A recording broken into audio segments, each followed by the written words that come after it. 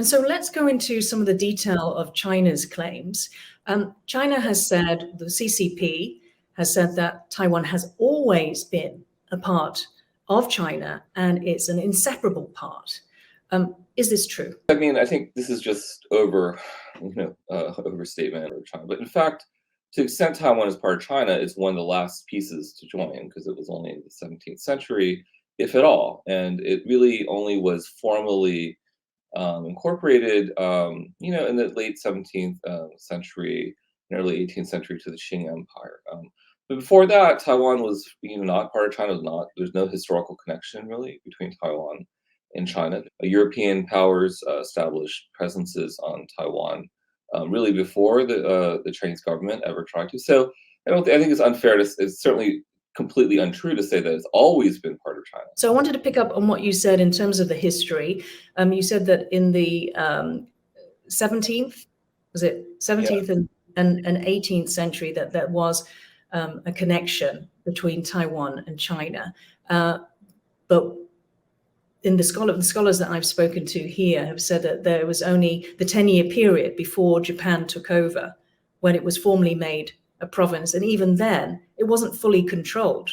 The country as a whole wasn't fully controlled. So what sort of, again, legal basis is there for, the connections before that? I think one of the problems here is that international law and the rules for claiming title to land and territory these are rules that are derived from European practiced by European countries. And so the Qing Empire didn't follow any of these rules. Like when they incorporated, Guangdong or, Guangxi or, whatever province or Xinjiang, they don't follow the same legal sort of formal declarations that European countries would. And so Taiwan was kind of like this too. There's settlements, there's some government officials that were around. They kind of, it wasn't a big part, it wasn't a deep connection, but obviously there was emigration from China.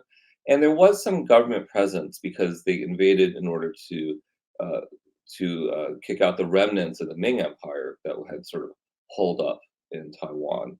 And so that was so there was a government presence by the Qing Empire in Taiwan. And now they didn't do the formal sort of requirements, and the connection was quite loose. As I think you're right, the scholars are correct. But I think it would be unfair to say that the connection's not really a real one, and that the Qing government didn't have a real connection or even a real claim to Taiwan.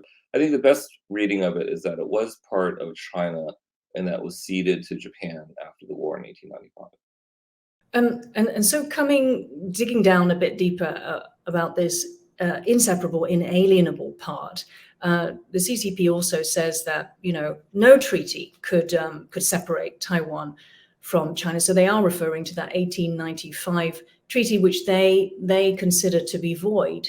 Again, what's the legal basis for that claim? This is a kind of more political declaration than a legal one. I think the government that signed that treaty had the legal authority to do so. That was the Qing government.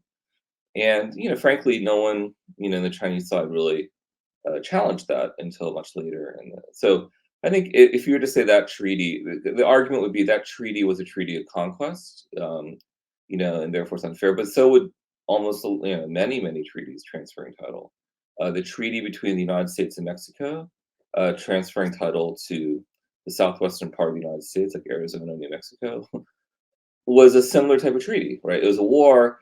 To settle the war, Mexico agreed to give up parts of Mexico, transfer the title to the United States. I think the argument is that Japan legally took title, both legal control and practical control over Taiwan in 1895, and it was only, and then Japan gave it up in 1945. The CCP also have an additional layer where they say that since Japan invaded China in 1937, then that would have voided the 1895 handover to Japan, because that had been a peace deal, and by invading China, Japan broke that peace deal. Again, is there a basis for this? Well, I mean, I guess there's a certain principle in contract law, but it's that if you breach a treaty, you have to pay damages. But this idea that if you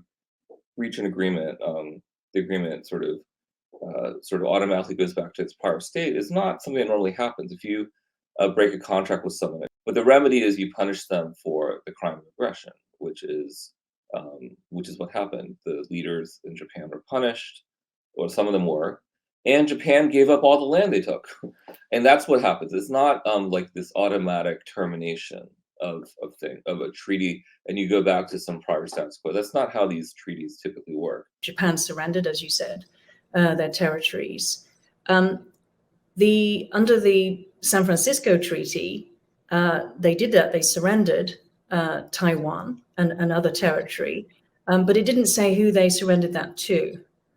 So what's the basis for the PRC to say that, that Taiwan was surrendered or handed back to China? Well, actually, it's interesting. The PRC did not sign that treaty. The peace treaty with Japan was signed between the United States, Japan, and some other countries, but neither the ROC or the PRC signed that treaty. The purpose of the treaty was to make it clear that Japan no longer has any sovereign claims, whatever, legal, otherwise, nothing, for Taiwan and some of these other territories. It doesn't in any way resolve who gets this. It didn't state that the Republic of China is a recipient, nor did it state that the People's Republic of China. It didn't mention this at all.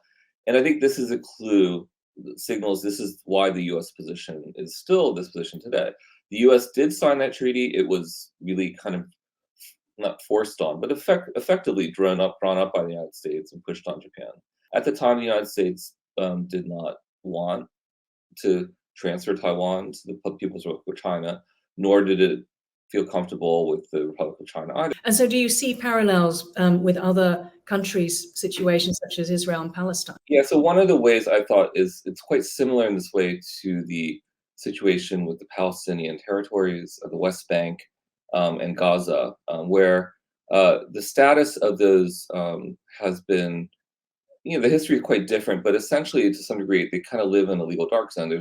It remains unsettled and unresolved under international law. Given what we've just discussed and the increasing aggressions by the PRC in order to so-called reunify Taiwan, does it give the CCP any basis to do this? The CCP does not have the right to say, look, this is a purely internal matter.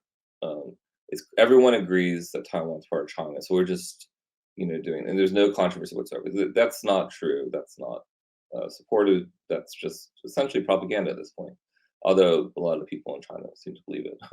But what they can say is that, look, we do have an interest, historical and otherwise, and we should be part of the settlement. So in a sense, it does sort of give them an interest, but not a complete say over what will happen. And the U.S. position further is that if any country tries to, and this would be China really, would try to settle this by force, the U.S. will oppose it. And I think there's a broader principle of international law that we have an obligation to resolve disputes, including over territory, peacefully. And this is one of the obligations of the UN Charter that was built in to try to avoid what essentially the CCP would do if they invaded Taiwan, which is to try to resolve a territorial dispute through the use of force rather than through peaceful negotiations. Julian Ku, thank you so much for joining Taiwan Talks today. Okay, thank you for having me.